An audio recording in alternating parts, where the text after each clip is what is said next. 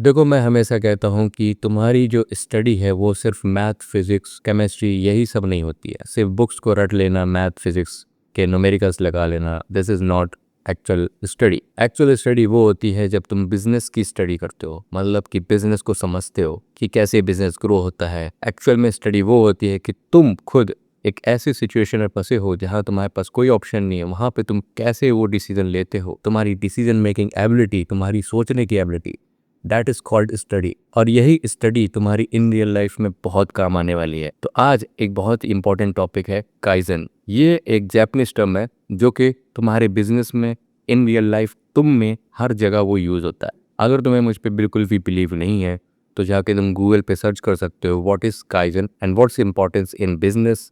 तो तुम्हें पता चल जाएगा कि काइजन एक्चुअल में production management and cost accounting हर जगह यूज़ होता है। तो काइजन एक्चुअल में है क्या?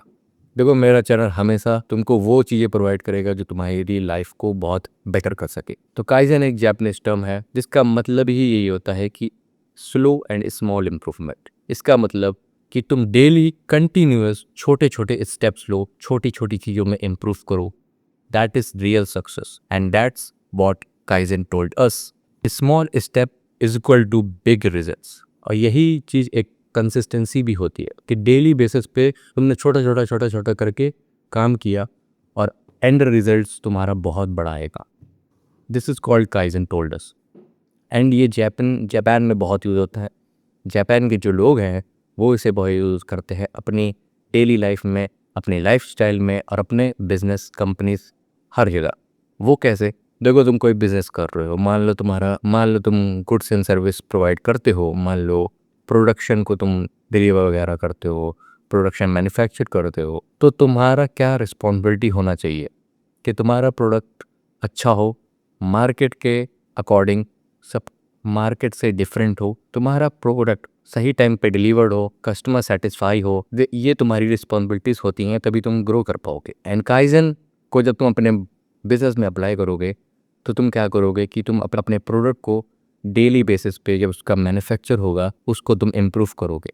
मान लो तुम्हारा कोई फ़ोन का प्रोडक्ट, फ़ोन की कंपनी है, जैसे कि तुम एप्पल, एक बहुत ही बढ़िया एग्जांपल हो सकता है। एप्पल हर एक लॉन्च सीरीज़ में अपने जो प्रोडक्ट है, अपने आईफोन में नए नए फीचर्स लाता है। एक बार में पूरे फीचर्स नहीं डाल देता है।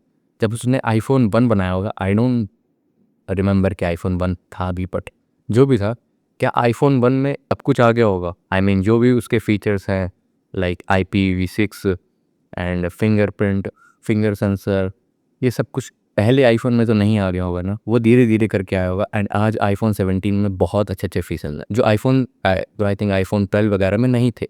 तो ये छोटे छोटे इंप्रूवमेंट कर रहे हैं वो डेली, तब जाके वो यहाँ पहुँचे, एक बिग रिजल्ट मिला उनको। एंड यही तुमको अपनी बिजनेस में भी यूज़ करना है और अपनी लाइफ में भी यूज़ करना है। तुम कोई काम कर रहे हो, तुम पढ़ाई कर रहे हो, तुम कोई स्किल सीख रहे हो, तुम कोई जॉब कर रहे हो, इवन तो तुम ट्राई करो कि जो भी काम कर रहे हो उसमें डेली इम्प्रूव करो और कंटिन्यूस इम्प्रूव करो। एक दिन में अगर तुमने सोचा कि मैं एक दिन में आज पूरा सिलेबस ख़त्म कर दूंगा, ये नहीं होने वाला। अगर तुम भाई थोड़ा थोड़ा सिलेबस करके डेली बेसिस पे पढ़ोगे तो ज़रूर होगा। एंड वही चीज़ है, एक दिन में कोई स्किल नहीं सीखी जा सकती, तुम्हें उसको टाइम देना होगा, थोड़ा इम्प्रूव करना पड़ेगा। ये जो जैपनीज टर्म काइजन है, इसको अपनी लाइफ और अपने बिजनेस में अप्लाई करो।